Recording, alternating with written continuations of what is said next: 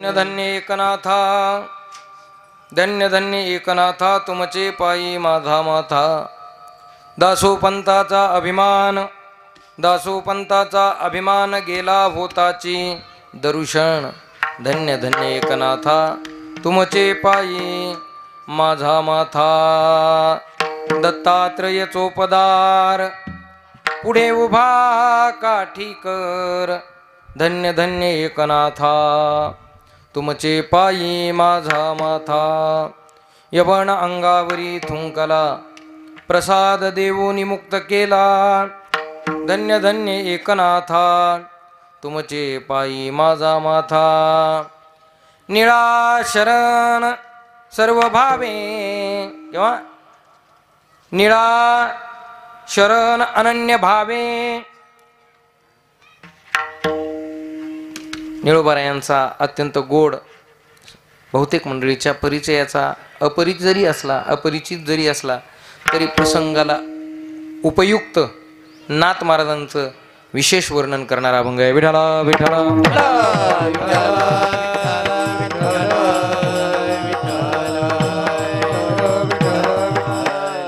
धन्य धन्य एकनाथा, तुमचे पायी माझा माथा. काय बरोबर आहे, बरोबर. अनन्य भावे निळा शरण, निळा शरण तुमचे पाया. अनन्य भावे नाथराया. धन्य धन्य एकनाथा, तुमचे पायी माझा माथा. विभुं वेणुनादं चरन्तं दुरन्तं स्वयं लीलया गोपवेशं दधानं. गवां वृन्दकानन्दनं चारुहासं परब्रह्मलिंगं भजे पांडुरंगं. पांडुरंगा करू पांडुरंगा करू प्रथम नमन. दुसरे चरण संताची, चरण संतांची, दुसरे चरण संतांची. चक्रपदाने कथेचा विस्तार, चक्रपदाने कथेचा विस्तार. बाबाजी सद्गुरु दास तुका, पांडुरंगा करू प्रथम नमन. दुसरे चरण संताची, त्या चक्रपदाने कथेचा विस्तारू. बाबाजी सद्गुरु दास तुका.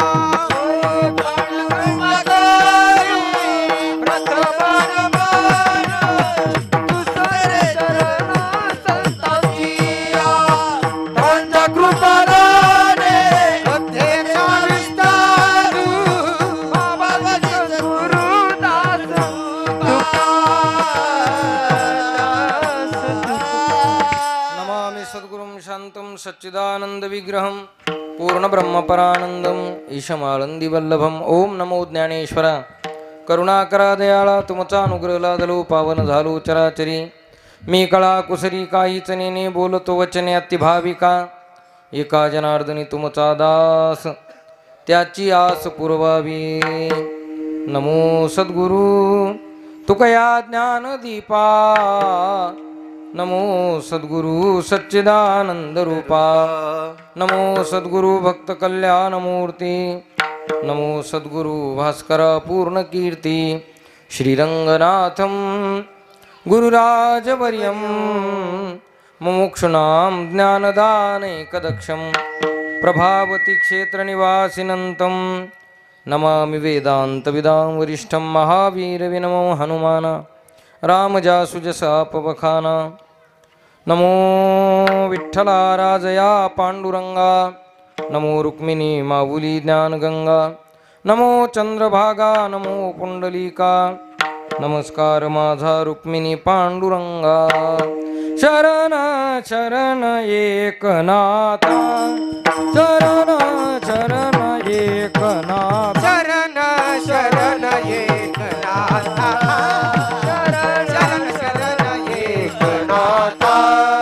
शरण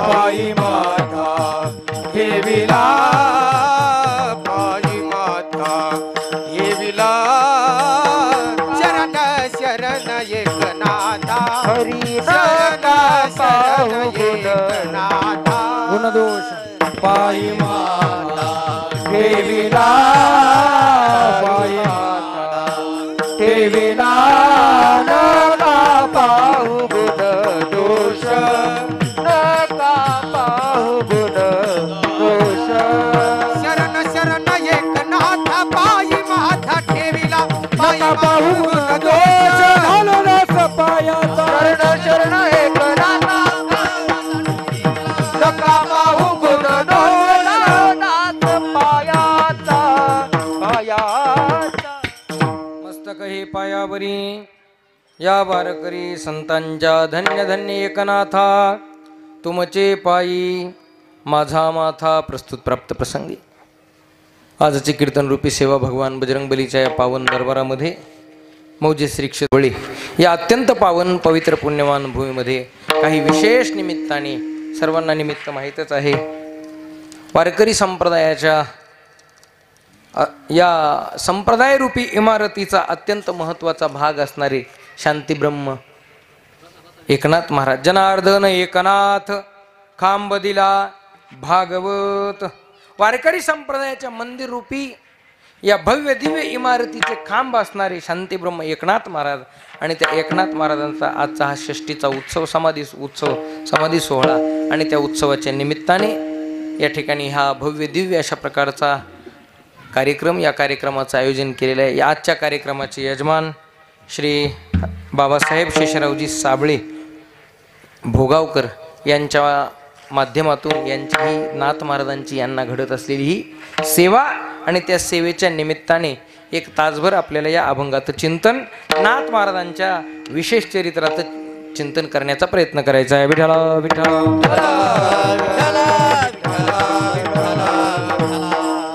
त्या सेवेकरता उपस्थित असलेले सर्व ग्रामस्थ मंडळ तरुण मंडळ माता भगिनी पुरुष मंडळ ही सगळी ज्येष्ठ श्रेष्ठ गुणीजन गायक वादक महाराज मंडळी भजनी मंडळी ज्यांची विशेष उपस्थिती आहे आपल्या नगरीचं भूषण परमश्रद्धेय परमादरणीय हरिभक्तीपरायण बाबासाहेब महाराजही उपस्थित आहेत. ही सगळी गुणीजन मंडळी उपस्थित आहेत.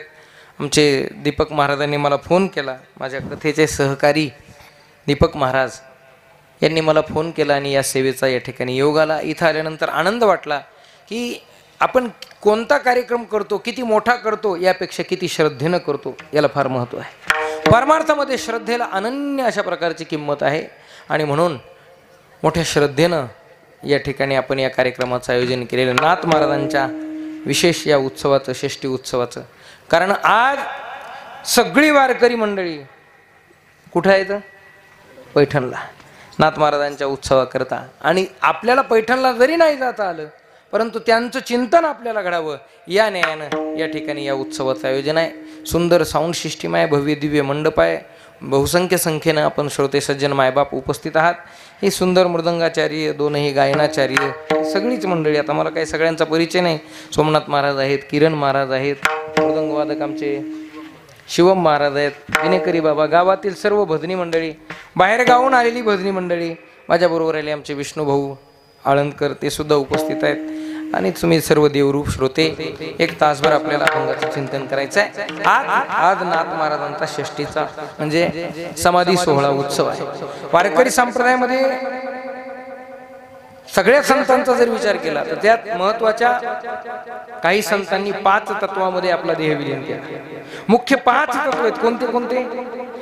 हे जगत निर्माण झालं पंचमहाभूतांपासून पृथ्वी आप तेज वायू आणि आकाश या पंचमहाभूतांपासून हे जगत निर्माण झालं. पंचकृत पंचमहाभूतांपासून हे मानवी शरीरही त्यापासूनच निर्माण झालं.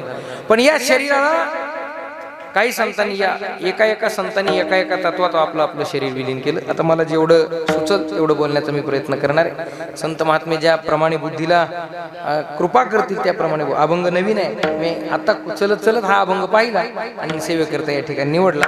कारण काय ज्यांच्या निमित्ताने सेवा आहे विशेष त्यांचंच चिंतन व्हावं म्हणून हा अभंग निवडलेला आहे. विठ्ठला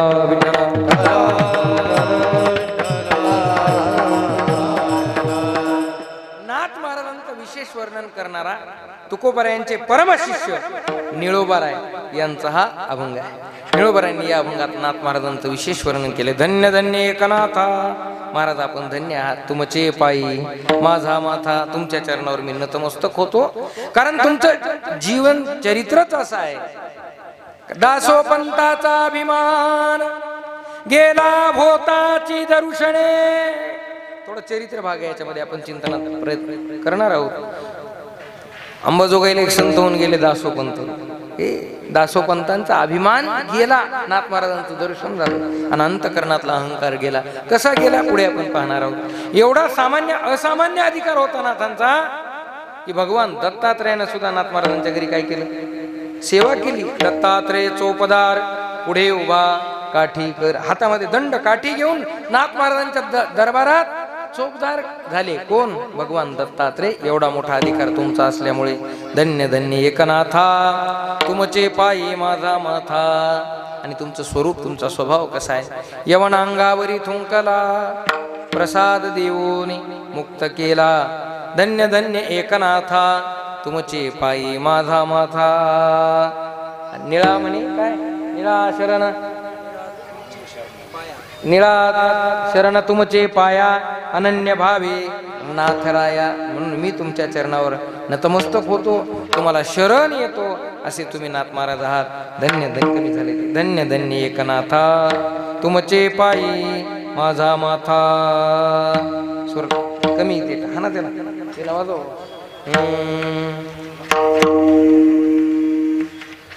वडा वडा गट्टा वडा वरला.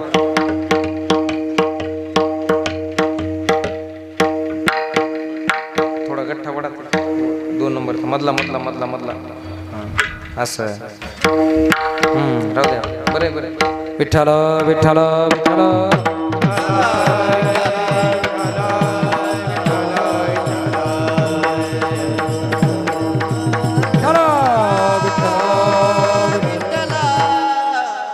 निळोबाराय या अभंगातून नाथ महाराजांची शरणागती पत्करून महाराजांना धन्यता देतात. असा गोड अभंग आहे. ऐका, ज्ञानोबारायांचा जर विचार केला तर ज्ञानोबारायांनी आपलं शरीर आजही पृथ्वी या तत्वात तसंच ठेवलेलं आहे. कुठे आहे? अलंकापूर नगरीमध्ये ज्ञानोबारायांचं शरीर समाधीस्थ आजही आहे. तुकोबारायांचं शरीर आता बीजोत्सव काल परवाच झाला. नाथ महाराज ज्ञानोबारायांचं शरीर पृथ्वी तत्वात आहे, तुकोबारायांचं शरीर आकाश तत्वात आहे. तुका आकाशा एवढा. ऐका, आपले अनुरेणुया थोकडा. तुका काल परवाच बीज उत्सव झाला तुकोबारायांचा. अणोरणीयान महतो महियान असं स्वरूप तुकोबारायांचं आहे. मग तुकोबारायांनी आपलं शरीर आकाश तत्वात सम्मिलित केलं. ऐका, मुक्ताबाईंनी आपलं शरीर वायू तत्वात. कोणत्या तत्वात? वायू तत्वात. ऐका, आणि नाथ महाराजांनी आपलं शरीर जलतत्वात समर्पित केलं. म्हणून प्रत्येक संतांनी या वेगवेगळ्या तत्वात आपलं शरीर विलीन केलं. याचा अर्थ नाथ महाराजांचं शरीर जलतत्वात विलीन झालं म्हणजे नाथ महाराज आज नाहीत असं नाही. नाथ महाराज आज सुद्धा आहेत. ज्ञानोबाराय ज्ञानेश्वरीच्या रूपाने आहेतच, तुकोबाराय गाथेच्या रूपाने आहेतच, नाथ महाराज भागवताच्या रूपाने तुमच्या माझ्यात आहेतच. विठ्ठल विठ्ठल.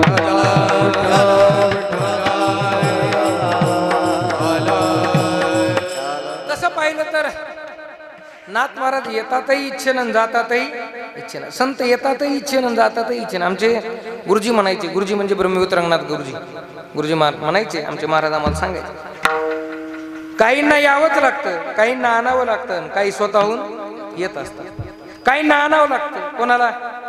देवाला आणावं लागतं. काही स्वतःहून येतात, संत मात्र स्वतःहून येत असतात. त्यांना येण्याचंही स्वातंत्र्य, जाण्याचंही स्वातंत्र्य. आणि तुम्हाला आम्हाला मात्र यावंच लागतं. केलेलं कर्म भोगण्याकरता आम्हाला यावं लागतं. विठ्ठल विठ्ठल.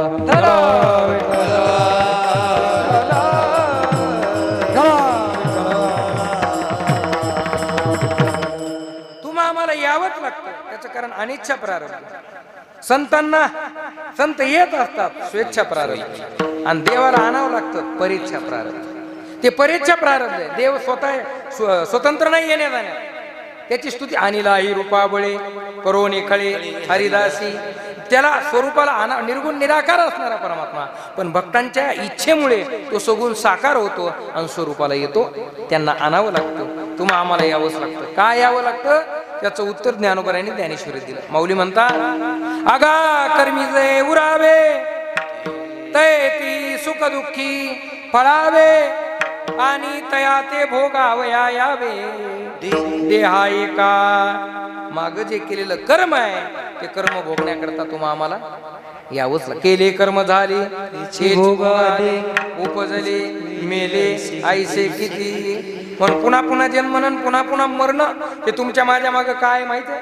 कारण माग केलेलं कर्म जे जे लिहिले प्रारब्धी जे जे लिहिले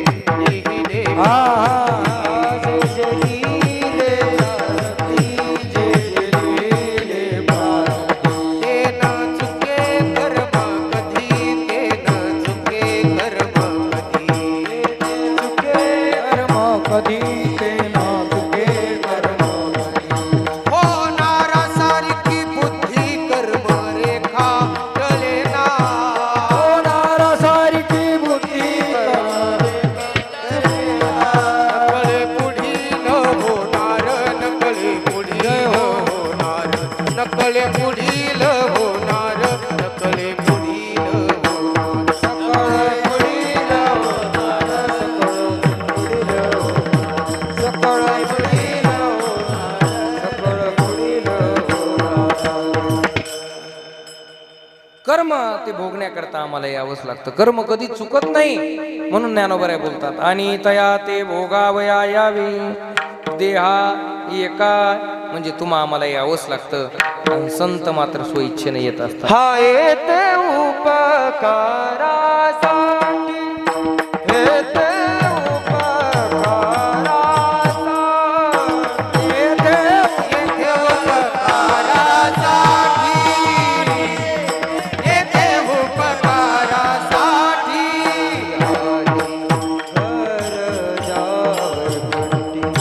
आले घर जावई वैकुंठी. येते उपकारासाठी येते उपकारासाठी. आले घर जा वैकुंठी. संत स्वतंत्र आहेत येण्यामध्ये किंवा बालक्रीडेमध्ये एक प्रमाण आहे. आपल्याला बरेच प्रमाण आहेत पण वेळ फार कमी आहे म्हणून नियोजित वेळेमध्ये मोजके प्रमाण घेऊन महत्वाचं तेवढं चिंतन करायचं आहे. महाराज संतांना येण्याचंही स्वातंत्र्य आहे आणि जाण्याचंही स्वातंत्र्य आहे. प्रमाण असं बसावं की परफेक्टच बसावं. विठाला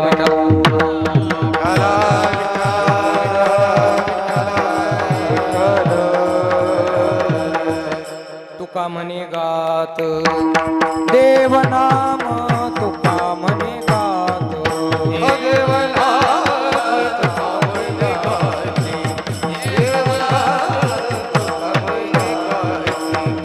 येतो जातो मी देवाचे संगती तुका म्हणे गात. देवनाम तुका म्हणे गात. देवनाम जातो तुम्ही तुका म्हणे गात देवा. तुका म्हणे गात देवा.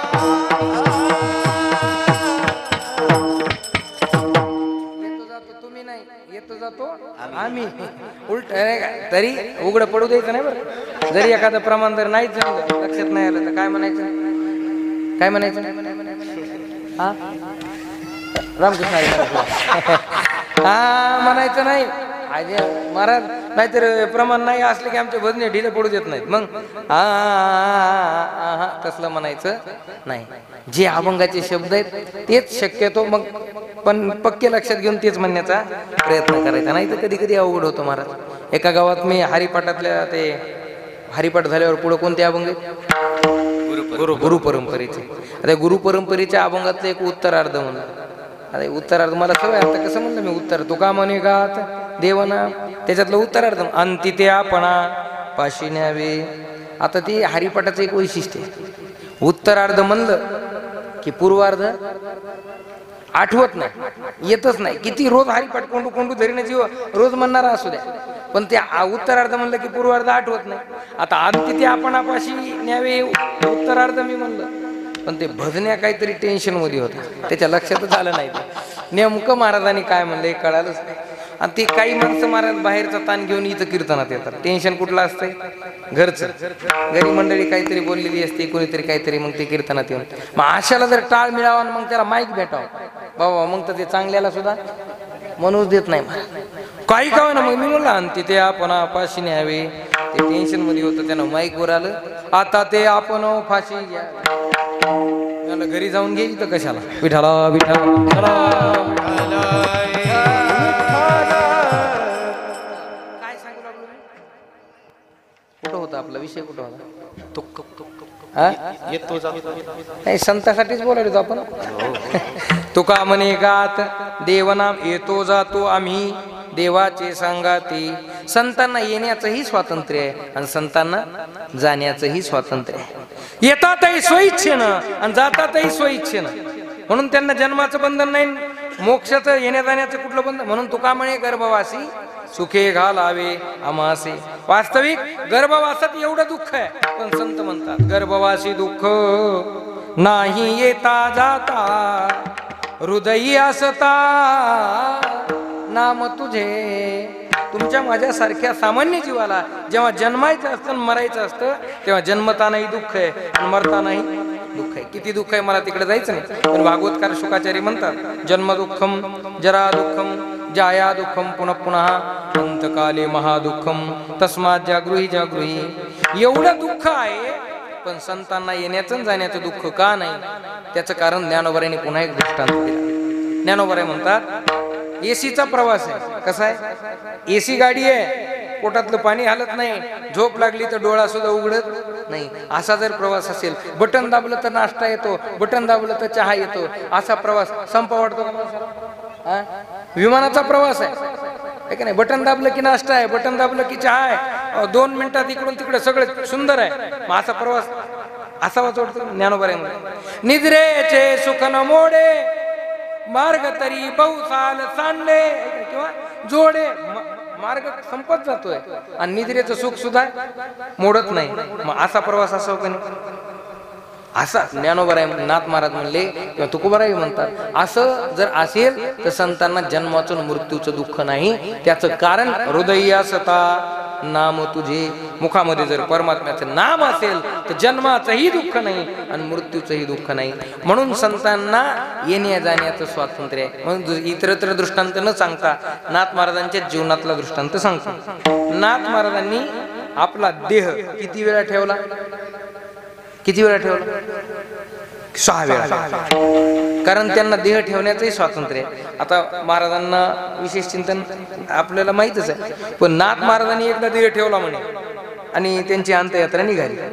आता अंत्ययात्रा निघाली तेवढ्यात त्या गावातली एक कन्या सासरी जाऊ लागली. कन्या सासरी जाऊ लागली. कन्या सासुऱ्याशी जाई मागे परतोनी पायी.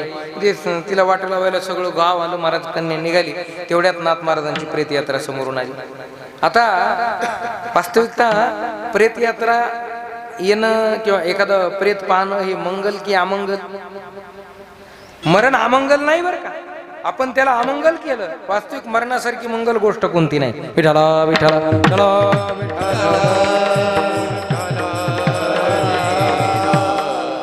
नामधारकाचं मरण सुद्धा कसं असतं? मंगलमय असतं.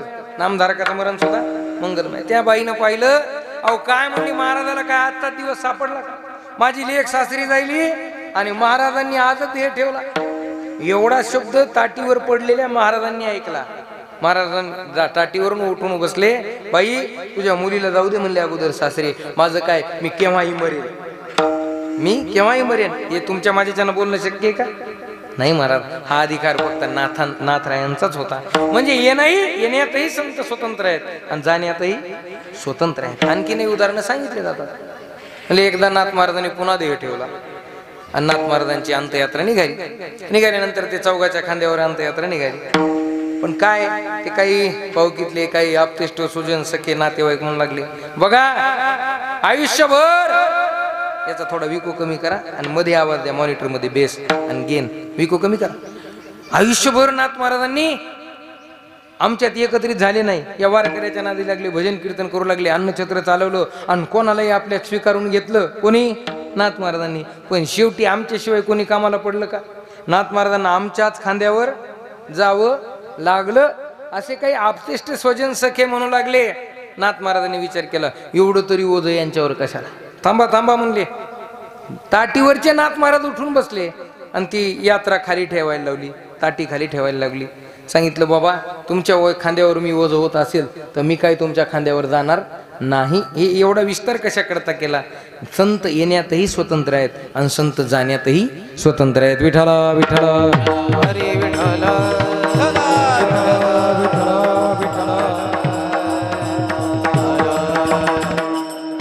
म्हणून त्यांचा देह ठेव नाही. आणि आज तिसऱ्यांदा पुन्हा आजच्या दिवशी षष्टीच्या दिवशी फाल्गुन वद्य षष्टी महाराजांनी ही पवित्र अशा प्रकारचे उत्तरायण आहे. या पवित्र तिथीला पुन्हा तो आपला देह पवित्र गोदावरी मातेच्या गंगामय्याच्या कुशीत समर्पित केला. तो आजचा दिवस आहे. असं नाथ महाराजांचं जीवन अनेक संतांनी नाथ महाराजांचं वर्णन केलंय. त्यात विशेषत्वाने आज महाराज निळोबर आहे. नाथ महाराजांना धन्यता देतात. ऐका, धन्यता का देतात. काहींचं जीवन धन्य, काहींचं जीवन निंदे, काहींचं जीवन स्तुत्य आणि काहींचं जीवन धन्य. काहींचं जीवन कसं आहे, निंदनीय. तुकोबाराय म्हणले ना, दिगजीने जो बाईले आधीन परलोकिमान नाही जेने. काहीचं जीवन कसं आहे, ढिग आहे. ढिग जीवन कळतं ना. धिक्कार आहे म्हणले तुमच्या जीवनात. कोणाचं, हात पसरी जीने दिग त्याचे हात पसरी जी दिग त्याचे हात पसरी जे दिग त्याचे हात पसरी जे. तुका म्हणे करी ब्रह्मांड टेंगणे हात पसरी दिग त्याचे तुका म्हणे करी ब्रह्मांड ठेंगणे हात पसरी जिने दिग त्याचे. जो सारखा हात पसरीत राहतो त्याचं जीवन कसं आहे, ढिग आहे म्हणले. तुका म्हणे करी. आणि दुसरं, दिगजीने जो बाईले अधीन, ज्याचं जीवन मंडळीच्या अधीन आहे, जो मंडळीचं ऐकतो त्याचं सुद्धा जीवन कसं आहे म्हणले महाराज, ढिग आहे. मंडळी कळते ना तुम्हाला. मंडळी म्हणजे हा, तुम्ही सगळे ब्रह्मचारी तर नाहीत ना, बोलतात ना, बोलत जा बरं का. महाराज म्हणले जो बायकोच्या अधीन आहे त्याचं जीवन सुद्धा कसं आहे, ढिग आहे. ढिग कोणाचं, बायकोच्या अधीन असणाराचा. आपला काही संबंध, आपण त्याच्यातले. इथं मला माहित आहे, इथं जेवढे ते कोणीच यातलं बायकोचं ऐकत नक्की. वा, मग जमलं गड्या. एका राजानं पैजच लावली महाराज. असा कोण आहे म्हणले आपल्या नगरीत, पाहू दीपक महाराज, जो बायकोचं ऐकत नाही. अशा पैजच लावली. आणि असा जर कोणी एखादा सापडला तर त्याला विशेष बक्षिसानं सन्मानित करू. दौंडी दिली म्हणे. आहे का असा कोणी आपल्या नगरीत, जो बायकोचं ऐकत नाही त्याला राजा विशेष बक्षिसानं सन्मानित करणार आहे म्हणे. अशा दोन बाजूने दोन लाईन लावल्या. ऐकणाराची एक लाईन आणि न ऐकणाराची एक लाईन. महाराज सगळं गाव गोळा झालं. राजाकडून काहीतरी बक्षीस मिळेल. एक एक एक एक एक एक एक एक एक एक ती लाईन भरू लागली. ऐकणाराची का न ऐकणाराची, ऐकणाराची. महाराज सगळी लाईन भरली ऐकणाराची. आणि न ऐकणाराच्या लाईनीत एक सुद्धा आलं. राजाला वाईट वाटलं. एवढी मोठी नगरी आणि एवढ्या नगरीत एक सुद्धा असा नाही की जो बायकोचं ऐकत. काय करावं म्हणलं. आता काय बक्षीस तर द्यायचं सोडा. आता बरं शिक्षा तरी द्यावी कोणाला. सगळेच ऐकणारे, न ऐकणारा एकही नाही. राजानं ते कार्यक्रम थांबवायचा. तेवढ्याच शेवटी एक व्यक्ती आला. उपरनं हलवत असा फिरवत आला. पण ते नेमकं ऐकणाराची लाईन इकडं होती, न ऐकणाराची लाईन इकडं होती. ती ऐकणाराची बाजू सोडून देऊन न ऐकणाराच्या लाईन मध्ये येऊ लागला. राजाला एवढा आनंद झाला. अरे बाप रे म्हणला, माझ्या नगरीत कमीत कमी एक तरी असा पठ्ठ्या आहे जो बायकोचं ऐकत नाही. परत ते हळू त्या लाईन मध्ये आले. वा वा, राजानं तर टाळीच वाजवली. आनंद वाटला. अरे वा, एवढे लोक सकाळपासून येत आहेत ते सगळे ऐकणाराच्याच लाईन मध्ये. एक तरी मला वाटलं एखादा तरी निघतो का नाही. पण पठ्ठ्या एक निघालाच बाबा. तो की मंडळीचं बायकोचं ऐकत नाहीस? वा, मी तुला विशेष बक्षिसानं सन्मानित करणार आहे म्हणले. त्यानं सांगितलं राजेसाहेब हे गडबड करू नका म्हणले. हे बघा, मला बक्षीस देण्याची तुम्ही गडबड करू नका. तुम्हाला वाटत असेल मी बायकोचं न ऐकणार आहे, पण तसं नाही. निघाल्या मंडळीनं सांगितलं हे बघा तुम्ही निघालात पण लय गर्दीत जाऊ नका, इकडून गर्दी जास्त आहे. आणि तिनं सांगितलंय गर्दीत जाऊ नका, म्हणून इकडं मी निवांत येऊन उभा राहिलो. राजानं तर डोक्यालाच हात लावला. अवघड झालं मला वाटलं एक तरी न ऐकणार असेल, पण हे सगळेच कसे आहेत, हे सुद्धा इकडे येऊन उभं राहिलं की बायकोनं गर्दीत जाऊ नका म्हणून सांगितलं. राजाला विचार केला यानं मला फसविलं, याला मात्र दंड द्यावाच लागतंय. अरे तुला मी बक्षीस देणार होतो, पण आता मी तुला दंड देणार आहे. प्रधानजीला विचारलं, प्रधानजी याला कोणता दंड देऊ? प्रधानजीने सांगितलं राजेसाहेब माझं काही डोकं लागलं नाही, तुम्हीच ठरवा कोणतं दंड, काय शिक्षा द्यायची ते. राजाने थोडा वेळ विचार केला. राजाने सांगितलं प्रधानजी मला याला शिक्षा कोणती देऊ हेच कळलं नाही, तुलाही कळलं ना मलाही कळलं नाही. प्रधानजी थांबा, मी माझ्या बायकोलाच विचारून येतो म्हणलं. कोण म्हणलं? कोण म्हणलं? अहो अंधेरी नगरी बेबुद्ध राजा असं जर असेल है का नाही, हात पसरीजीने किंवा दिग्जीने जो बाईले अधीन जो मंडळ हा बाईले दास पितरासी उदास भिक भिकाऱ्यास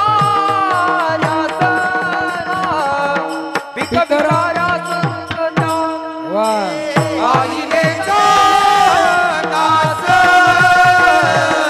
पितरासी उदास भिक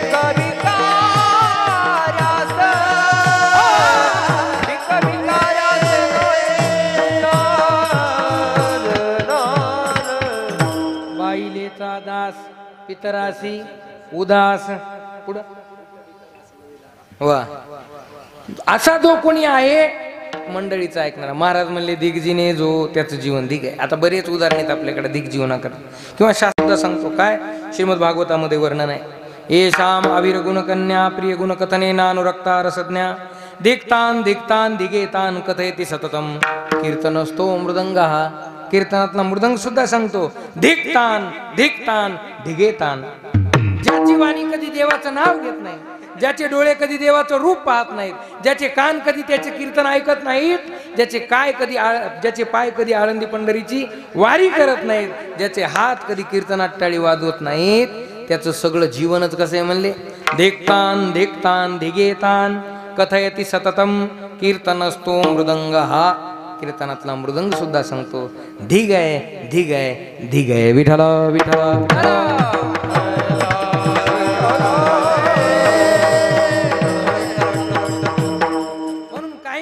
धिग आहे. काहींचं जीवन निंदनीय आहे. कोणाचं? काहींचं जीवन निंदनीय आहे. कधी आळंदी पंढरीची वारी नाही, कधी साधू संतांची सेवा नाही, कधी एखाद्याही जीवनामध्ये सत्कर्म नाही, असं जीवन निंदनीय आहे. चला एक जीवन स्तुत्य स्तुती करण्यास योग्य आहे. महाराज म्हणले धन्य माता पिता तयाची या अभंगात स्तुती केली. कोणाची?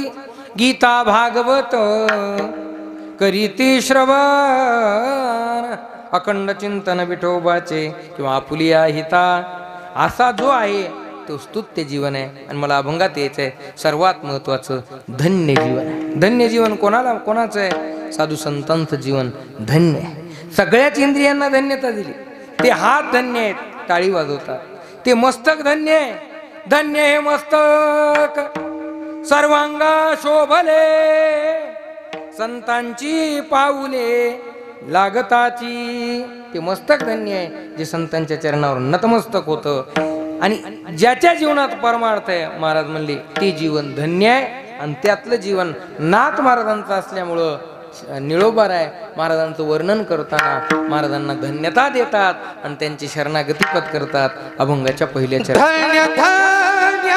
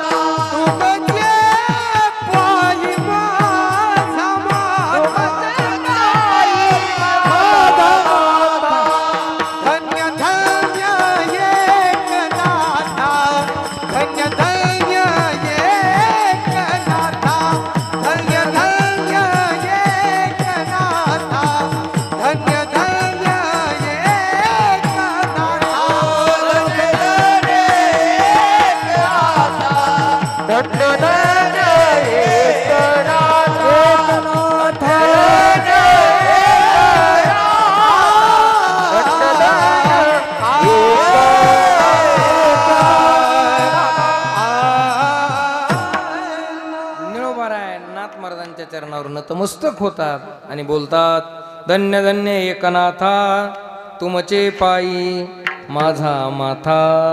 ना महाराजांचं जीवन कसं आहे, धन्य आहे, म्हणून महाराजांना धन्यता देतात. ऐका, जीवनात धन्यता कधी प्राप्त होते? भरपूर संपत्ती कमवली म्हणजे धन्यता प्राप्त होत नाही, किंवा तुलसी रामायणामध्ये वर्णन आहे, किंवा भागवतामध्येही भागवताच्या महात्म्यात वर्णन आहे. त्याचं जीवन धन्य आहे. कोणाचं? ज्याच्या जीवनामध्ये भक्ती आहे त्याचं जीवन धन्य आहे. संपत्ती कमवली म्हणजे धन्यता नाही, मग नाव लौकिक झालं म्हणजेही धन्यता नाही. अरे अंतकरणामध्ये भगवंताची भक्ती आहे ना, त्या दिवशी धन्यता प्राप्त होणार. विठ्ठला विठ्ठला विठ्ठला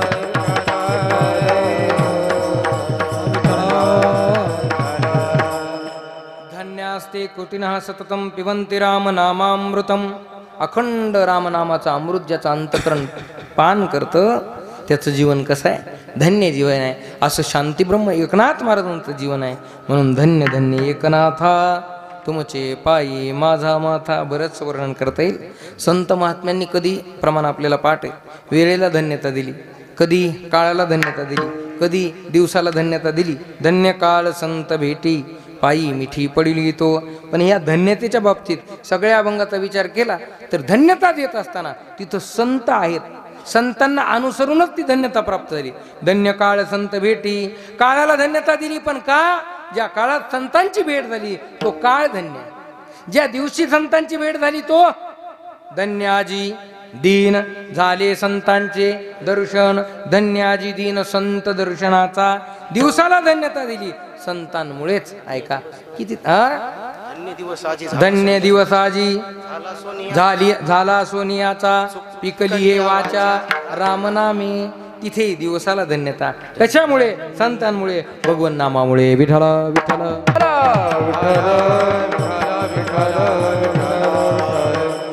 आणि आज या अभंगामध्ये मात्र प्रत्यक्ष नाथ महाराजांना धन्यता. धन्य धन्य एकनाथा. महाराज मी तुम्हाला धन्यता देतो. का धन्यता? आता नाथ महाराजांचं जीवन आपल्या सगळ्यांना माहीत आहे. भानुदासाचे कुळी, महाविष्णूचा अवतार. नाथ महाराज म्हणजे प्रत्यक्ष महाविष्णूचा अवतार आहे. भगवान महाविष्णूचा अवतार असणारे नाथ महाराज. भानुदासांच्या कुळामध्ये, भानुदासांच्या पूर्वीचे एक मूळ पुरुष आहेत भास्कर पंत. भास्कर पंताचे चिरंजीव भानुदास महाराज, भानुदासाचे चिरंजीव सूर्यनारायण महाराज. आणि यांच्यात परंपरेमध्ये नाथ महाराजांचा अवतार झाला. जन्म झाल्याबरोबरच, जन्म झाल्यानंतर काही कालावधीनंतर आई वडिलांचा देहांत झाला आणि नाथ महाराजांचा सांभाळ आजोबांनी केला. आजोबांनी नाथ महाराजांचा सांभाळ केला. पण बालपणापासून कौमारे आचरेन प्राज्ञो धर्मान भागवतानिह. बालपणातच परमार्थाचं बाळकडू असल्यामुळे नाथ महाराजांची चिकाटीची जिज्ञासू वृत्ती होती. काही मी उद्धार पावीन, काही कृपा करीन नारायण. ऐसे तुम्ही सांगा संत जन, करा समाधान चित्त माझे. अंतकरणात तीव्र तळमळ होते. जेव्हा जीवनामध्ये परमात्मा प्राप्तीची किंवा आत्मउद्धाराची तीव्र तळमळ होत असते ना, तेव्हा सद्गुरू आपोआप भेटत असतात. ज्ञानोबा राय बोलले, ऐशी कर्म साम्य दशा जेत होय विरेशा, तेत श्री गुरु आपैसा भेटीची गा. मग आपोआप श्री गुरु भेटत असतात. आणि असे श्री गुरु कोण? नाथ महाराजांचे त्या काळामध्ये त्या बादशहाच्या दरबारामध्ये जनार्दन पंत स्वामी महाराज एक तेथे काही मोजमाप करण्याकरता, हिशोबाकरता असायचे. आणि त्यांचा जेवढा व्यावहारिक अधिकार मोठा होता तेवढाच पारमार्थिक अधिकार त्याही पेक्षा मोठा होता. का मोठा होता? नाथ महाराजाची परंपरा ही प्रत्यक्ष भगवान विष्णू पासून सुरू होते. पहिले भगवान विष्णू, त्यानंतर ब्रह्मदेव, त्यानंतर अत्री दत्तात्रय, अत्री दत्तात्रय, आणि त्यानंतर सहस्त्रार्जुन, त्यानंतर यदू, आणि यदूचे शिष्य जनार्दन पंत, आणि जनार्दन पंताचे शिष्य एकनाथ महाराज. म्हणजे नाथ महाराजांची परंपरा नाथांपासून तर प्रत्यक्ष भगवान परमात्म्यापर्यंत आहे. विठ्ठला विठ्ठला विठ्ठला विठ्ठला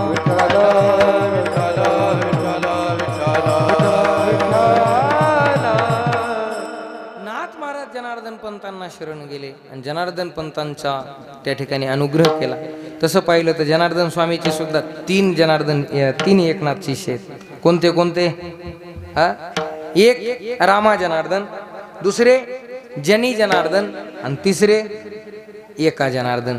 हे 3 जनार्दन नाथ महाराजांचे शिष्य आहेत. त्यातले शांती ब्रह्मश्री एकनाथ महाराज ही एका जनार्दन.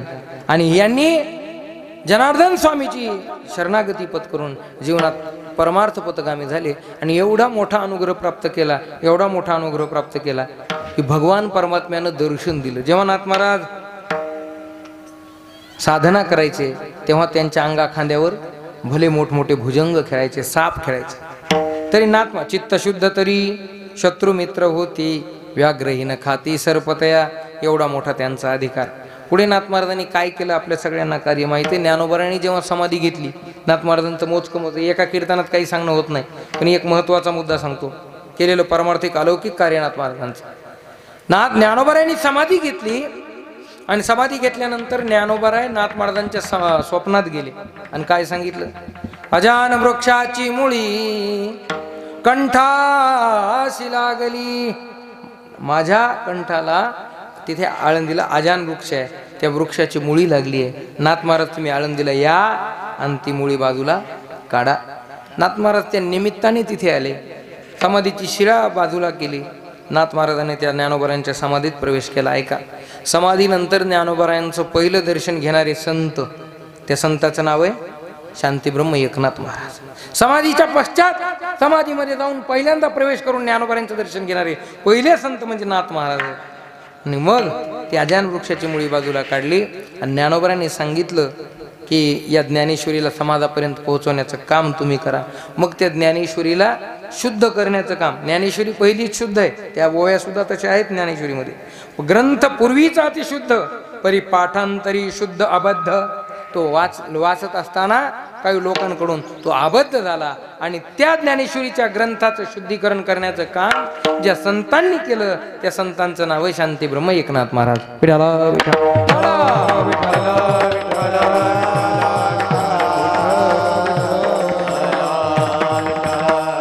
असं अलौकिक ज्या महात्म्याचं कार्य आहे ते शांती ब्रह्म एकनाथ महाराज. म्हणून धन्य धन्य एकनाथा तुमचे पायी माझा माथा. मी तुम्हाला धन्यता देतो आणि तुमच्या चरणावर नतमस्तक होतो. ऐका, माणूस पायावर माथा कधी ठेवतो? ज्ञानोबाराय सांगतात, संतांची किती जरी स्तुती केली तरी ती पूर्ण होत नाही. तुकोबाराय काय वाणू आता न पुरे वाणी. मग जेव्हा वाणीच पुरत नाही, किती वर्णन केलं तरी वर्णन होत नाही, तेव्हा मस्तक चरणी. आता मात्र मस्तक चरणावर ठेवावं लागतं. ज्ञानोबाराय बोलतात, हे असो आता स्तुती सांडोनी निवांता, चरणी ठेविजे माथा हिची भले. जेव्हा आपल्याकडून एखाद्या महात्म्याची स्तुती होत नाही, वर्णन पूर्ण होत नाही, तेव्हा काय करावं? उगत शांत राहावं आणि त्यांच्या चरणावर नतमस्तक व्हावं, आपलं मस्तक ठेवावं. या न्यायाने निळोबाराय म्हणतात, महाराज तुमचं किती जरी वर्णन केलं तरी माझ्याकडून होणार नाही. मग मी काय करतो? तुमचे पायी माझा माथा, धन्य धन्य एकनाथा तुमचे पायी माझा माथा. आणखीन त्यांच्या जीवनामध्ये काय कार्य घडलं ऐका. परळीच्या पलीकडून एक गाव आहे अंबाजोगाई, माहित असेल तुम्हाला, आहे ना अंबाजोगाई. अंबाजोगाईला एक संत होऊन गेले, त्यांचं नाव आहे दासोपंत महाराज. काय नाव आहे? दासोपंत. त्या दासोपंतांचा अधिकार फार मोठा होता. किती मोठा होता? प्रत्यक्ष भगवान परमात्मा दासोपंतांबरोबर सोंगट्या खेळायचा म्हणून. सोंगट्या, आता सोंगट्या खेळतात का मला नाहीत कळत बरं का महाराज, मला काही माहित नाही, पण ते आता ऐकले चरित्रात वाचले म्हणून सांगतो. कशाला सोंगट्या म्हणते? ते असं काहीतरी असतं म्हणा, सोंगट्या नावाचा खेळ असतो. ते देव त्यांच्या बरोबर सोंगट्या खेळायचा. कोणाबरोबर? दासोपंत महाराजांबरोबर. एक दिवशी नाथ महाराज फिरत फिरत फिरत अंबाजोगाईला आले. तिथे एक जयपाळ नावाचा राजा होऊन गेला, तोही मोठा इतिहास आहे. नाथ महाराज आले, दासोपंताचं नाव ऐकून होते. एवढा मोठा अधिकार दासोपंतांचा की जगाच्या मालकाने यावं आणि दासोपंताबरोबर सोंगट्या खेळाव्यात. मग देव ज्यांच्या बरोबर खेळतो त्यांचा अधिकार काय सामान्य आहे का? नाथ महाराजांनी विचार केला, अशा महात्म्याचं दर्शन आपल्याला झालं पाहिजे.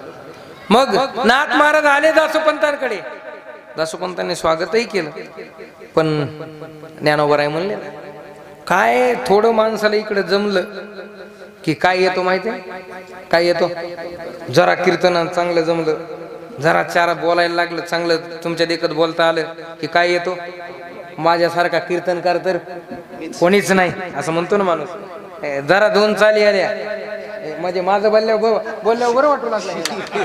आता तुमच्याकडे आल्यावर कसं होईल, जेव्हा जरा दोन चाली आले की असं वाटतंय आपल्यासारख्या तर कोणाला म्हणताच येत नाही. ऐका, तिरकिट तक तिरकिट तक तिरकिट तक तिरकिट तक जरा वाजविलं आपल्यासारखं तर वाजविणारा आहे का कोणी? बघा नाही म्हणायले ते. काय होतंय ज्ञानोबर आहे म्हणजे विशेषण काय नवलंकाराची गोटी, विशेषण लगे अज्ञाना पाठी, सज्ञानाचे झोंबे कंठी, नाना संकटी नाचवी. अहंकार मागे येतो अहंकार, माझ्यासारखा कोणीच नाही. आमच्या सारख्यात तुमच्या माझ्याकडे येतो नवल नाही. यानं मोठ्या मोठ्याला सोडलं नाही, आता भल्या मोठमोठ्याला सोडलं नाही, त्याची यादीच आहे. कोणाकोणाला सोडलं नाही अभिमानानं, तर आपल्याला तेवढा वेळ नाही. 12 वाजता आपल्याला पुष्पवृष्टी करायची. या दुसऱ्या चरणाचा भाव सांगतो आणि पुष्पवृष्टी करू आपण. आणि एक सांगू का, 12 वाजताच पुष्पवृष्टी केली पाहिजे असं काही बंधन नाही बरं. तसं पाहिलं तर आमचे गुरु महाराज असं म्हणायचे, हे जे बोलणं आहे ना, हे बोलणं ही वाक पुष्पवृष्टीच आहे त्यांच्यावर. ही बोलणं म्हणजे काय, वाणीची पुष्पवृष्टीच आहे का नाही. नाथ महाराजांनी दुसऱ्या प्रहरात आपला देह ज्याला त्या गोदावरीमध्ये समर्पित केला त्याचं वर्णन अभंगामध्ये आहे. आपण 12 वाजता करू. एक पिछे से आई आगे धकाय असा नियम म्हणून आपण 12 वाजता करू. तर काय सांगू लागलो मी, अंबाजोगाईला दासोपंत नावाचे संत होते, त्यांना भेटण्याकरता नाथ महाराज आले. पण देव त्यांच्या बरोबर खेळायचा याचा थोडासा त्यांना काय झाला, अभिमान झाला. माझ्यासारखा तर कोणीच नाही, अरे देव येतो ना माझ्या बरोबर सोंगट्या खेळतो.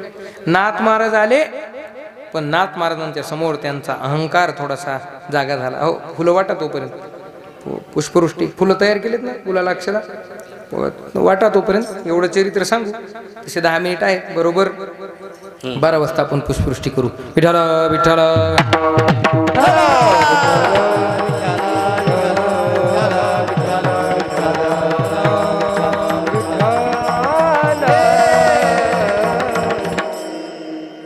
नाथ महाराज दासोपंताकडे आले, स्वागत सत्कारही केला. गुळ पाणी झालं. त्यावेळेस चहा पाणी नव्हतं. काय होतं, गुळ द्यायचा, पाणी द्यायचा. आता चहा पाणी नव्हतंच हे, पण हे कुठून आलं, पाश्चात्याने आणून दिलं हे माहित नाही, पण ते आलं आपल्याकडे. आता बघा तुम्ही, एखादा पाहुणा आला तर आपल्याकडे त्याचा पाहुणचार कशाने करतात, चहा पाणी. एखाद्या पाहुण्याने पुरणपोळीचा स्वयंपाक करू द्या, त्याला जीव घालू द्या, हा, आणि जेवण वगैरे झाल्यानंतर चहा नाही देऊ द्या, तर माणसं काय म्हणतात, काय पाहुणा आहे, त्यानं साधा चहा सुद्धा नाही पाहिजे. अरे एवढं जीव घातलं ना, म्हणजे जीव घातलेलं गेलं, पण चहा इतका त्याचा मनावर आपल्या काय झाला, पगडा झाला, परिणाम झाला. वास्तविक ते आपल्याकडे नव्हतं. दासोपंतांनी गुळ पाणी दिलं, स्वागत सत्कारही केला, पण अहंकार अंतकरणात होता. शेवटी नाथ महाराज परत जाताना सांगितलं, महाराज कधी आलेत पैठणला तर या, कधी आलेत तर या म्हणले. ठीक आहे म्हणले, येतो. काही कालावधी गेला आणि काही कालावधीनंतर दासोपंत महाराज नाथ महाराजांकडे पैठणला गेले. पैठणला गेल्यानंतर नाथ महाराजांचा रोजचा नियम होता, रोज महाराजांच्या वाड्यामध्ये प्रवचन चालायचे, कीर्तन चालायचे, अनेक लोक यायचे, भोजन करून जायचे, अन्नछत्र चालायचे. रोज पुरणपोळीचा स्वयंपाक असायचा, देवाला नैवेद्य पुरणपोळीचा आणि येणाऱ्याला भोजन सुद्धा पुरणपोळीचं. म्हणून एक पुरणपोळी खाण्याकरताच आला होता महाराजाकडे कोण, पण एवढा अधिकार प्राप्त झाला की शेवटी महाराजांचं वाङ्मय पूर्ण करण्याचं काम कोणी केलं. हो, एवढा अधिकार. आपण सारिके करीती तात्काळ नाही, काळ वेळ तयाला की चला. हो, दासोपंत महाराज आले, प्रवचन चालू होतं, भरपूर जनसमुदाय बसलेला होता. आणि दासोपंत महाराजांच्या वाड्यात प्रवेश करणार तेवढ्यात दारावर एक चोपदार उभा होता. त्याने अडवलं, हो थांबा, मध्ये जाता येणार नाही.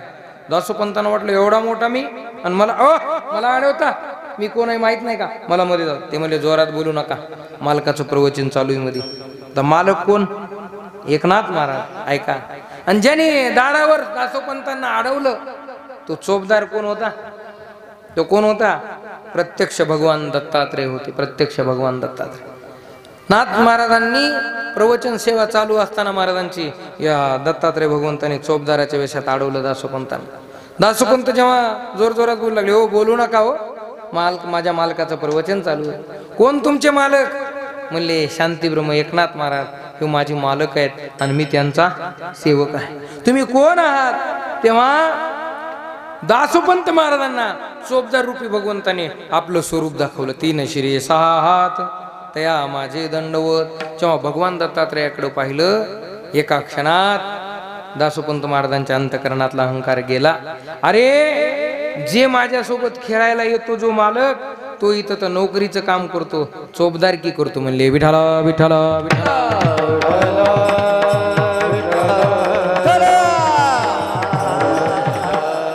म्हणून महाराज म्हणले दासोपंताचा अभिमान गेला होता चिदर्शन, अंतकरणातला अहंकार गेला का? दत्तात्रय चोपदार पुढे उभा काठीकर, हातामध्ये काठी घेऊन दत्त चोपदारी करीत दत्त चोपदारी हो करीत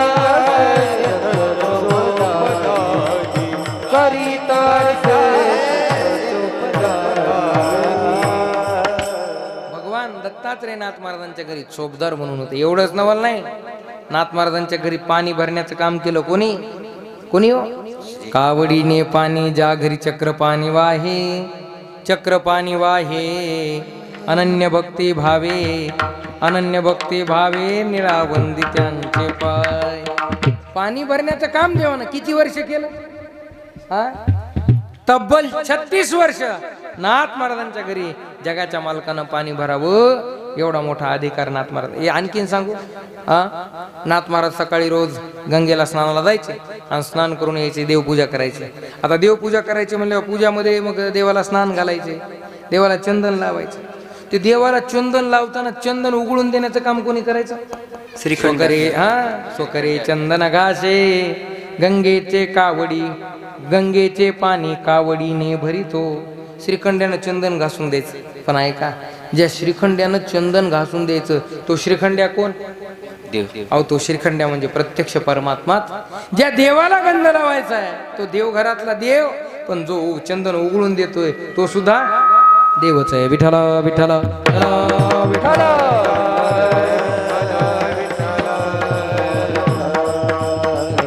एवढा मोठा अधिकार ज्या नाथ महाराजांचा आहे. किती मोठा आता सांगितलं, दासोपंताचा अभिमान गेला होता चिदर्शन, दत्तात्रय चोपदार पुढे उभा काठीकर. म्हणून अशा नाथ महाराजांच्या चरणावर धन्य धन्य एकनाथा तुमचे पायी माझा माथा विढोबार कुमाई. हरी हरी विठोबार कुमाई, जय विठोबार कुमाई,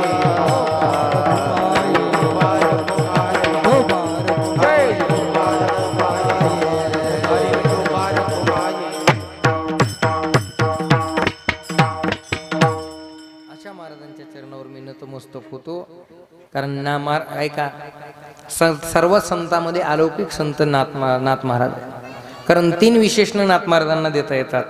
काही संत आहेत पण शांत नाहीत, काही शांत आहेत पण संत नाहीत, काही संतही आहेत शांतही आहेत पण श्रीमंत नाहीत.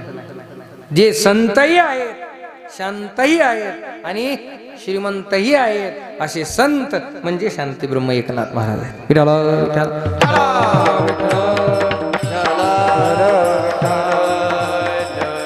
संत, शांत आणि श्रीमंत या तिन्हीचं एकत्रीकरण जिथं होतं त्यांचं नाव आहे एकनाथ महाराज. संतही आहेत, संत आहेत त्याबद्दल बोलायचंच काम नाही. शांत आहेत, किती शांत आहेत? यवना अंगावरी थुंकला प्रसाद देवोनी मुक्त केला. नाथ महाराज रोज गंगेला स्नानाला जायचे. महाराज काही कुटाळखोर लोकांनी नाथ महाराजांची परीक्षा घ्यायची ठरवली. तर एक व्यक्ती महाराजांच्या अंगावर 108 वेळा थुंकला. एकदा थुंकला तरी महाराजांना पुन्हा गंगेत जायचं, स्नान करायचं, पुन्हा थुंकायचं. यानं महाराजांनी गंगेत जायचं, स्नान करायचं. असं किती वेळा झालं? 107 वेळा झालं. आणि 108 वेळा जेव्हा थुंकला ना, महाराज स्नान करू पुन्हा स्नानाला गेले, परत निघाले. तेव्हा मात्र तो व्यक्ती साष्टांग, महाराज माझ्याकडून चूक झाली, मी तुमच्या अंगावर इतक्यांदा थुंकलो. अहो सहज जरी थुंका उडून गेला तर माणसं एकमेकाला शिव्या घालतात की नाही? मी तो मुद्दाम म्हणून थुंकलो. अरे बाबा तू थुंकलास पण माझ्या उपकारच केलास. म्हणले कस काय? अरे तू थुंकलास म्हणून गंगेसारख्या पवित्र या जलामध्ये मला तुझ्यामुळे 108 वेळा आंघोळ घडली, ते तुझेच उपकार आहेत. विठाला विठाला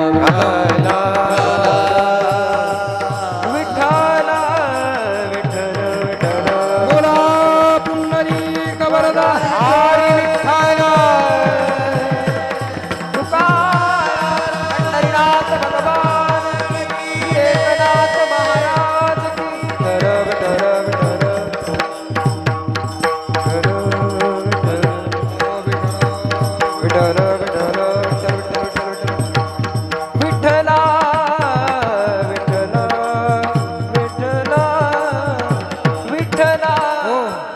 असं शांती ब्रह्म एकनाथ महाराजांचं जीवन आहे. संत शांत आणि श्रीमंत त्या नाथ महाराजांनी आज फाल्गुन वद्य षष्ठी या पावन दिवशी दिवसाच्या दुसऱ्या प्रहरी आपलं शरीर गंगेच्या पवित्र उदरामध्ये समर्पित केलेलं आहे आणि त्या निमित्ताने आपण त्यांचा हा उत्सव या ठिकाणी साजरा करत आहोत. एक अभंग होईल समाधी सोहळ्याचा आणि सर्वांनी पुष्पवृष्टी करायची. पताकांचे भार वैष्णव नाचती, पताकांचे भार वैष्णव नाचती, पताकांचे भार वैष्णव नाचती, पताकांचे भार वैष्णव नाचती. राम कृष्ण गाती नामावळी, कृष्ण गाती नामावळी, राम कृष्ण गाती नामावळी. शालिवाहन शके 1511, शालिवाहन शके 1511, शालिवाहन शके 1511, विजय संवत्सरा फाल्गुन मास,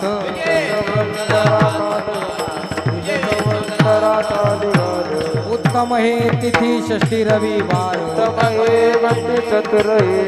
उत्तम हे तिथी षष्ठी रविवार,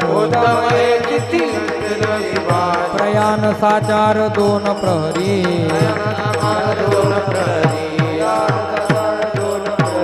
निळा म्हणे ऐशा नामाचा गजरी, ऐशा नामाचा गजरी, समाधी गोगिरी प्रतिष्ठानी,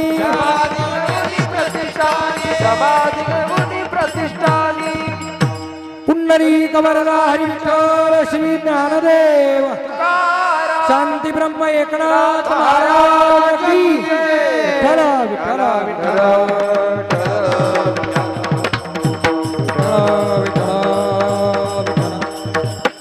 असं शांती ब्रह्म एकनाथ महाराजांचं जीवन. महाराजांनी आज दिवसाच्या दुसऱ्या प्रहरामध्ये आपला देह पवित्र गोदावरी मातेच्या उदरामध्ये समर्पित केला. संत येतात हे उपकार करण्याकरता, येथे उपकारासाठी आले गरजा वैकुंठी, ते आपल्यावरती उपकार करत असतात. कारण नाथ महाराजांनी शांतीब्रह्म ही महाराजांच्या जीवनामध्ये उपाधी का मिळाली त्याचं कारण असे मी आत्ताच सांगितलं. 108 वेळा थुंकून सुद्धा परत न बोलणारे नाथ महाराज, त्याचा सुद्धा प्रसाद देऊनी मुक्त केला, त्याचा सुद्धा उद्धारच केला. ऐका, नाथ महाराजांची कीर्ती अशीच वाढू लागली, शांत शांत म्हणून. काही लोक म्हणले खरंच नाथ महाराज शांत आहेत का, बघूच म्हणले, परीक्षाच घेऊ बरं. मग काही कुटाळखोर लोकांनी ठरवलं नाथ महाराजांची शांती भंगच करायची आणि जीवनामध्ये शांती परते नो हे सुख ये राव घेची दुःख, म्हणून शांती धरा उतराल पहिलं तिरा. काही कुटाळखोर लोकांनी महाराजांची परीक्षा घ्यायची ठरवली. एका वाईट वृत्तीच्या माणसाला 10-5 रुपये दिले आणि त्याला सांगितलं तू काय कर, महाराजांना राग आण. अहो म्हणले महाराजांना रागच येत नाही. ते म्हणला कसा येत नाही, मी बघतोच म्हणले, प्रयत्न करतो. काही माणसं महाराज टपून बसलेले असतात बरं, आणतोच म्हणले राग. मग त्याने एक नवीन जोडा घेतला होता. जोडा कळतो ना तुम्हाला, जोडा पायातला जोडा असा नवीन घेतलेला होता. ते सकाळी सकाळी नाथ महाराज गंगेहून स्नान करून आले, यानं बघितलं, देवघरात जाऊन पूजा करू लागले. तेवढ्यात यानं तो जोडा पायात घातला, ताड ताड ताड ताड नाथ महाराजांच्या घरामध्ये. जे घरात गेला तो जोड्यासहित गेला, निस्ता घरात गेला नाही, डायरेक्ट देव घरात गेला. आता महाराज पूजा करू लागले. आता एखादा महात्मा एखादा साधू पूजा करत असताना त्याच्या देवघरापर्यंत जोडा घालून जाणं चांगलं आहे का? महाराज हे राग आणण्याकरता आलं होतं. महाराजांनी त्याच्याकडे पाहिलं. आमच्या सारख्यानं पाहिलं असतं तर लगेच आमची तळपायाची आग कुठं गेली. महाराजांना जोरात सांगितलं, आवाज दिला. कोणाला? आई साहेबा, गिरजाबाईंना. अहो ऐकलत का, पाहुणे आलेत आपल्याकडे, पाहुणे. आणि पाहुण्याचं एवढं प्रेम आहे माझ्यावर की माझ्याकडे येताना त्यांना भानच राहिलं नाही, पायातला जोडा सुद्धा काढायचं लक्षात राहिलं. आता याच्या लक्षात नव्हतं का, मुदाम काढले नव्हते. पण महाराजांची अंतकरण होती. याचं तर महाराज हे आईस्क्रीमच झालं. आलतो म्हणला राग आणायला, पण महाराज नाही राहिला राग. महाराजाच्या पूजेच्या देवाजवळ जाऊन बसलो, मांडी घालून, पायात जोडा तसा. महाराजांनी पुन्हा आवाज दिला, अहो ऐकलत का, पाहुणे आलेत, देवभान विसरलेत. एवढं प्रेम त्यांचं की पायातल्या जोड्यासहित माझ्यापर्यंत आलेत. त्यांना काही चहा गुळ पाणी, काही त्यांचा आदर सन्मान करा. काही चहा पाणी नव्हतं, पण ती आता येतं ना, आताची सवय लागलेली आहे की नाही. गुळ पाणी आणा, त्यांचं स्वागत करा. महाराज आईसाहेब घरात गेल्या, एका प्लेटमध्ये गुळाचा खडा, एका हातात पाण्याचा ग्लास त्याच्या समोर आणून ठेवला. याच्या डोक्यात एकच होतं, महाराजाला राग आणायचा. आता एवढं करून आलं नाही, आता कसं येईल? शेवटी यानं काय युक्ती केली माहिती? त्या आईसाहेबांना खाली वाकले असं गुळाचा खडा ते प्लेट आणि ग्लास ठेवायला. हे ताडकन उठलं आणि आईसाहेबाच्या पाठीवर बसलं, गिरीजा आईसाहेबाच्या पाठीवर. यानं विचार केला, जगात असा एकही माणूस नाही की ज्याला बायकोला शिव्या दिल्यावर राग येणार नाही. बायकोची निंदा केल्यावर राग येईल का नाही? येईल. हे उठलं, नाथ महाराजाच्या मंडळीच्या पाठीवर बसलं. आता यानं विचार केला, आता मात्र महाराजाला राग आल्याशिवाय राहत नाही. आता यायला पाहिजे की नाही एकनाथ महाराजांना राग? खरं सांगा, नाथ महाराजांच्या मंडळीच्या पाठीवर जर कोणी बसलं तर राग यायला पाहिजे की नाही?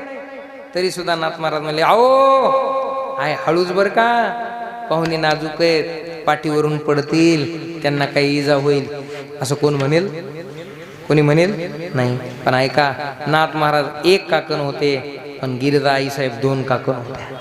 आईसाहेबांना सांगितलं, मालक चिंता करू नका, पाहुण्यांना मी पडू देणार नाही, कारण मला माझ्या हरिपंडिताला पाठीवर घेण्याची सवय आहे. मी समजेल माझा हरिपंडितच पाठीवर बसलाय आणि मी त्याला खेळवायला लागले, मी त्याला माझ्या लेकराला पडू देणार नाही. हे गिरिजा आईसाहेबांचे शब्द ऐकले, मग मात्र याच्या अंतकरणाचं पाणी पाणी झालं. अरे बापरे, मी किती वाईट विचार घेऊन आलो होतो म्हणला यांना राग आणण्याकरता. पण नाथ महाराज 1 पट आणि आईसाहेब 2 पट. खाली उतरला आणि ढसा ढसा रडू लागला.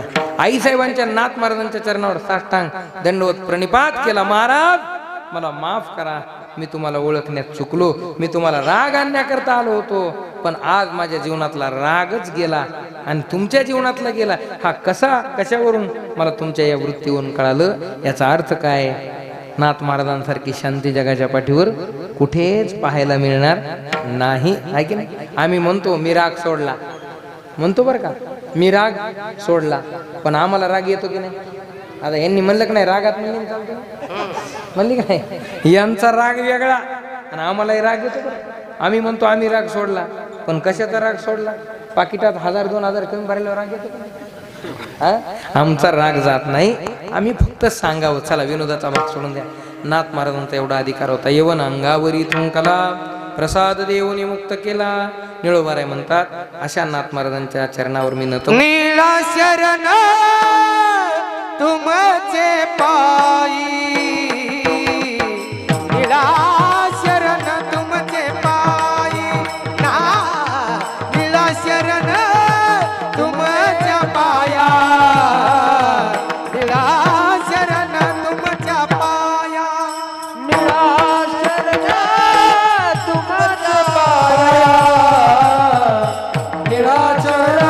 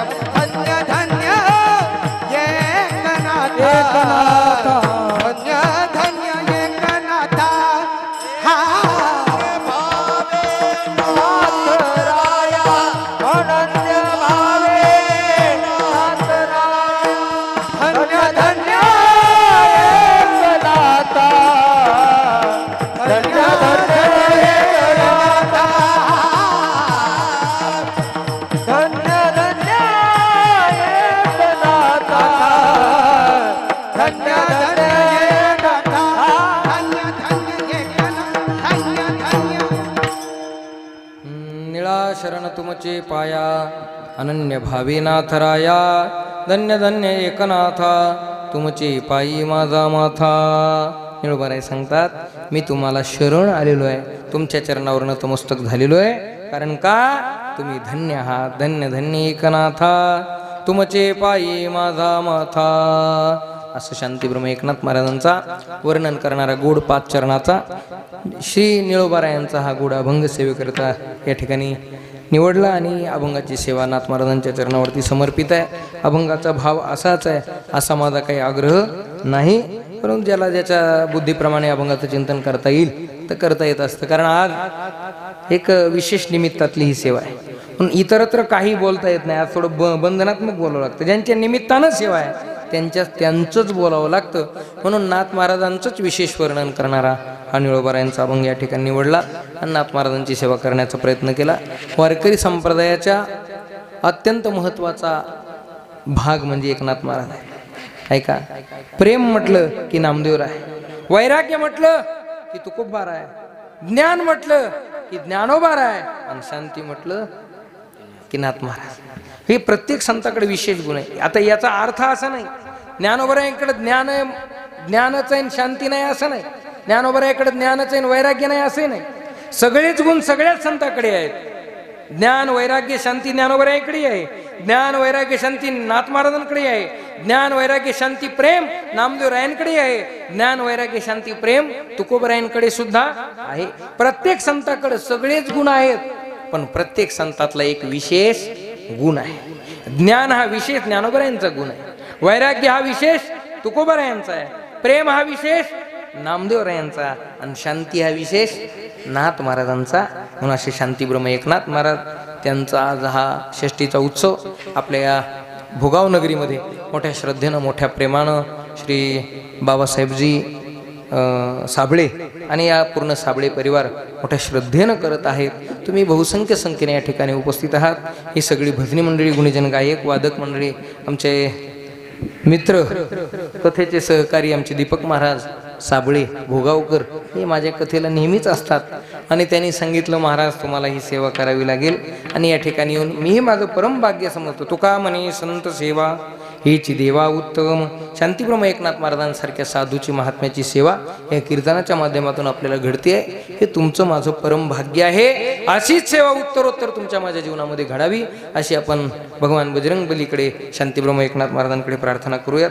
वाणीला याच ठिकाणी विराम देऊयात. आदरणीय हरिभक्तीपरायण आपल्या नगरीचं भूषण बाबासाहेब महाराज साबळे ते सुद्धा उपस्थित आहेत. तुम्ही सर्व देवरूप ज्येष्ठ श्रेष्ठ श्रोते मंडळी, परमार्थिक जाणते सुज्ञ श्रोते, तुम्हा सर्वांना धन्यवाद देतो. बोलण्याच्या ओघात एखादा वेडावाकडा शब्द गेला असेल, आई वडिलांचं अंतकरण करून क्षमा करा अशी प्रार्थना करतो. आणि मी माझी वाणी या ठिकाणी शांतीब्रह्म एकनाथ महाराजांच्या चरणावर समर्पित करतो.